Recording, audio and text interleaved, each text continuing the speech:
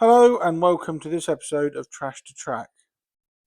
In this episode we're going to be looking at this rather nice looking Bachmann Class 66 in Stobart rail livery that's been sent in by David.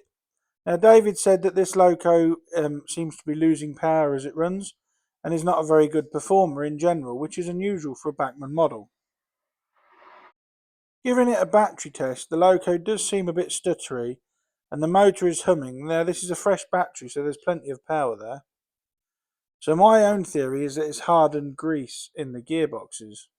So I'm going to put it in my loco cradle and remove the body securing screws, of which there are 4, located each side of the fuel tank. Although on this particular model, one of them was missing. So I'm just trying to unscrew these screws here, and then the body shell just unclips.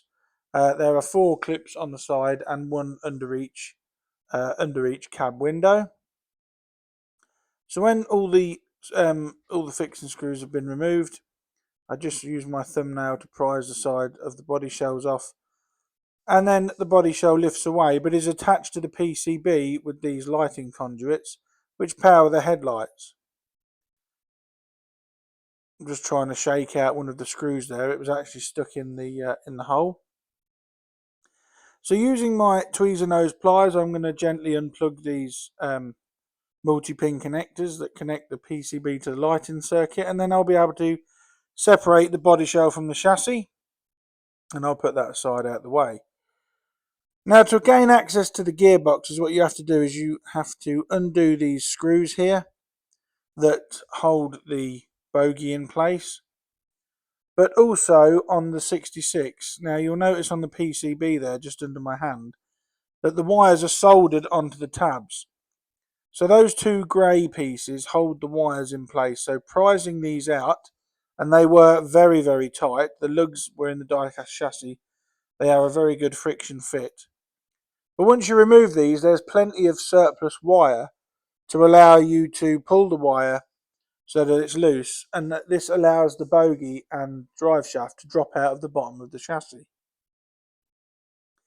So using a blunt scalpel there to prise them apart, as I said, that allows enough spare wire to be pulled through gently to allow the bogie to drop out the bottom, like so.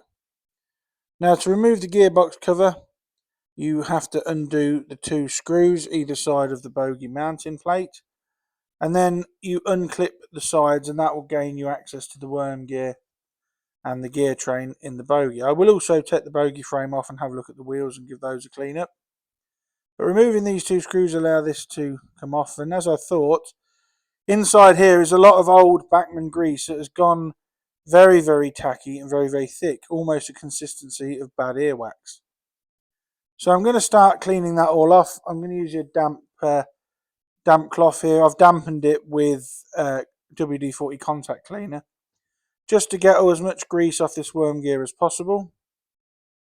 And then my tried and tested method of cotton bud and mess is used to clean the inside of the gearbox, and you can see there the orange on the end there. This grease was extremely horrible and thick. To remove the bogie frame, I use my tweezer nose pliers and just gently pressing against the wheel, unclip the bogie frame, which allows access to the wheels, which sit in proper bearings in the plastic bogie chassis.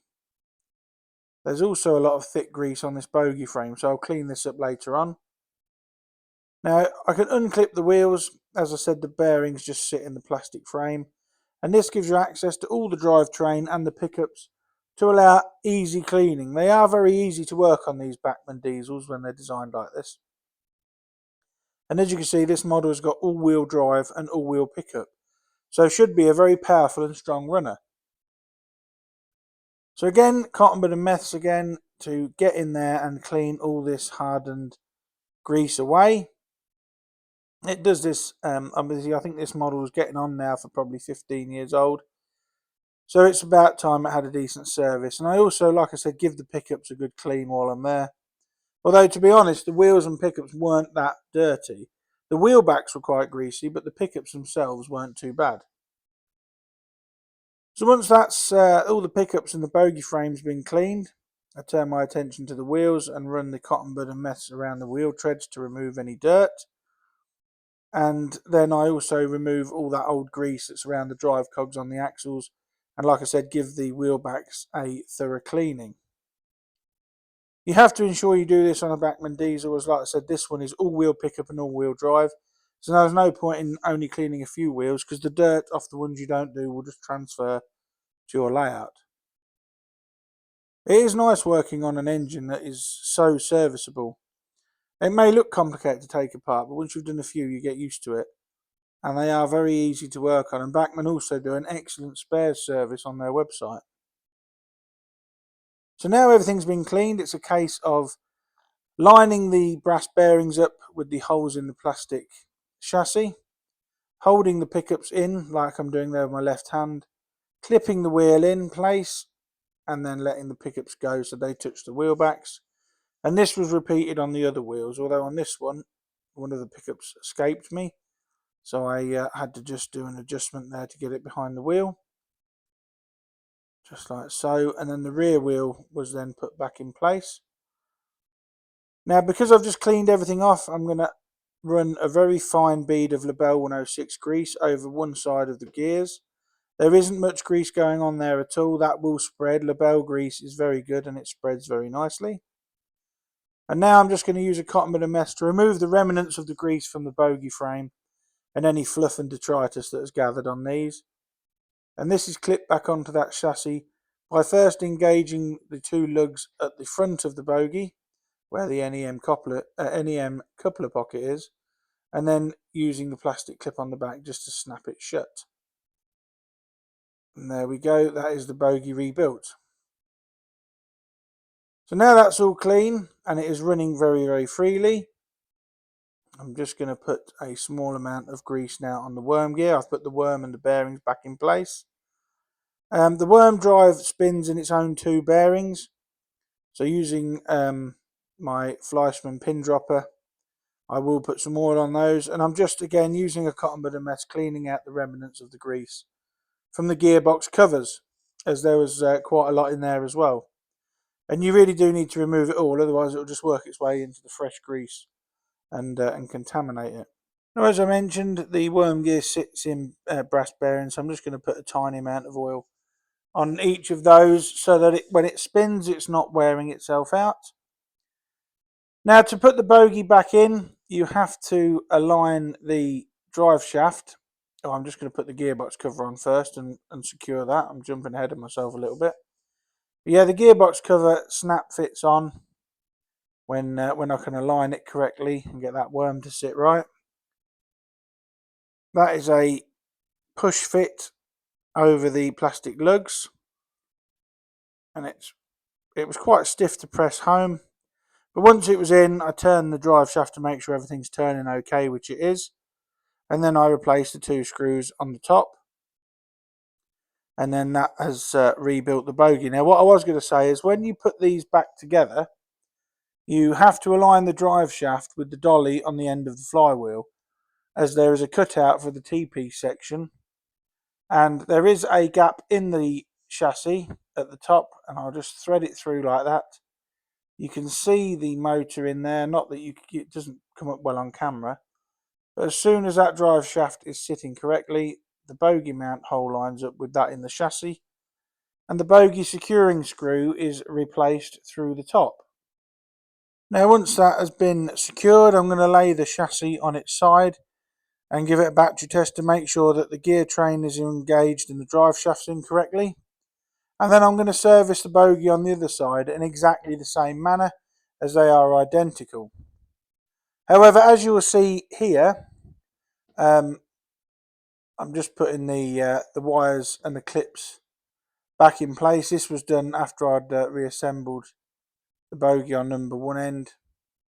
You just pull the wires tight and then push these plastic connectors back into those two holes in the die-cast chassis. And as I said, when I took this apart, they are an extremely tight friction fit.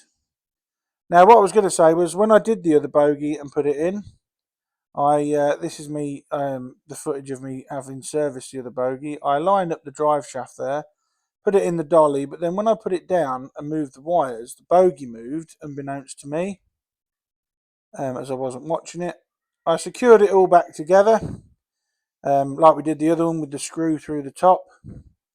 And then when I laid it on its side again to test it, there was no movement whatsoever in that bogie at all. And then when I checked, yes, lo and behold, the drive shaft wasn't in the dolly and was floating about loose in there. So I had to remove the bogie again and check my work. Now, both gear towers have now been fully serviced and re-lubricated. So it's back onto the test track for a battery test. And it runs slightly better this time. It seems to go a bit better. So I reconnect it all, rebuild it. But when I did a layout test with it, this was the fastest I could get it to go. The motor was humming like mad. This was at speed step 28 with a decoder fitted, and it was just crawling along. So now this pointed to a more serious problem with either the PCB or the motor. So what I'm going to do is I've now got it up on a rolling road, and I've took the body shell off again, removing these plastic wire clips again so that I can move the PCB, and I'm going to take the motor out and check to make sure we've not lost a pole or the motor has burnt itself out, because it was running very hot when it was under load, and even when it was on the rolling road. Now luckily the motor wires are not soldered onto the PCB, they are just a push fit and are held in place with that black tab. And the motor itself is held in place with these two retaining brackets that are held in place with two screws. So I'm just going to unscrew all of these and lift these plastic brackets out, and hopefully I'll be able to lift the motor out. This will again disengage those drive shafts, so I will have to remove the bogie again, but it's no big deal. If I have to replace this motor, then I'm going to have to do this strip down anyway. So I'm removing these two black retaining pieces here, and then using a screwdriver and gentle persuasion on the motor wires themselves. And it's not advisable to pull it with the motors, with the wires, because you can break them. But at this point I thought I was going to have to get a new motor anyway. So gently lifting it out and prising it out, the motor comes free and it's separate from the model. And it seems to spin very freely. I can't see anything obvious at the moment. So what I'm going to do is I'm going to connect the motor directly to the transformer leads and give it a run and see if it overheats and see how it's performing. If it's missing a pole, it will be a very jerky runner indeed. But to my surprise, now it's out the model, the motor is actually fine and is running up to quite high speeds. And it's at that point there when I noticed something was hitting my finger. And if you can just see near that flywheel, there is a rubber bushing that goes between the motor and the flywheel. Now that end is sitting perfectly, but this end has come off and has actually deformed itself between the flywheel and the motor housing. Now this, because it had been deformed and the rubber had obviously been hot, it was hell's own job trying to get this back on. Every time you'd get it on one side, it'd flick off the other. So I've sped the footage up a bit of me trying to persuade this rubber bushing to go back onto its housing. I used a combination of my tweezer nose pliers and my small flat bladed screwdriver, and eventually what I needed was 3 hands really, but eventually it does go on back where it should be. And now when I test the motor, as you can see there to the right hand side, it's on where it should be. Now when I test the motor, there's no friction at all and it's running beautiful. So that's what was causing the lack of power. The friction between that rubber band and the flywheel and the die-cast chassis was preventing this 66 from running. So the motor's now been put back into the chassis.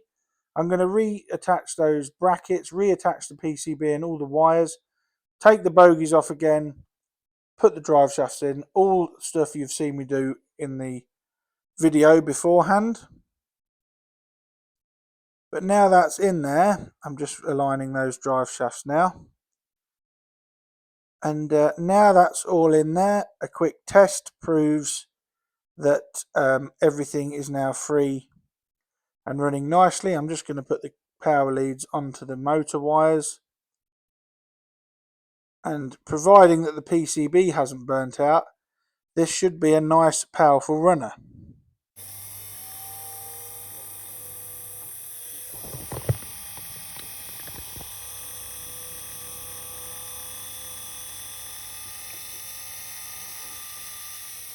So as you've just heard there, the motor is running lovely and fine, powerful, with no friction whatsoever. So that was the main cause of this.